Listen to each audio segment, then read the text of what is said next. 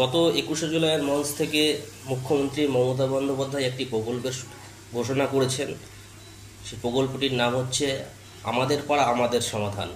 এখানে আমাদের পাড়া আমাদের সমাধান বলতে কি, যে আমাদের প্রত্যেক 3টি বুথ নিয়ে একটি করে ক্যাম্প হবে এবং সেই ক্যাম্পের মাধ্যমে বিভিন্ন গ্রামের ছোট ছোট রাস্তার প্রয়োজন, কোথাও পানীয় জলের প্রয়োজন, বা কোথাও ইলেকট্রিক পৌঁছেছে কিন্তু সেখানে হয়তো বর্ষার জন্য ভেঙে গেছে বা ইলেকট্রিক ঠিক মতন কাজ করছে না, সেই সব কাজগুলোকে সুষ্ঠুভাবে সমাধান করবে এই প্রকল্পের মাধ্যমে।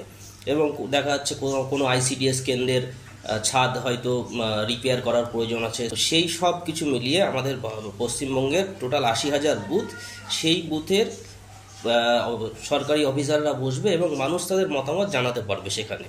এবং তাদের বিভিন্ন কাজ, বিভিন্ন পানীয় জলের সমস্যা থেকে ইলেকট্রিক থেকে শুরু করে যা যাবতীয়, সেগুলো মানুষ তাদের মতামত জানালে সরকার সর্বোত্তভাবে চেষ্টা করবে যাতে সেই সমাধানগুলো করে।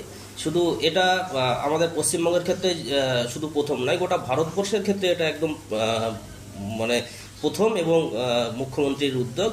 এই উদ্যোগকে মাথায় রেখে আসুন আমরা সকলে একসাথে মিলে, সরকার যেমন আমাদের সাহায্য করছে আমরাও সরকারকে সাহায্যের হাত বাড়িয়ে দিই।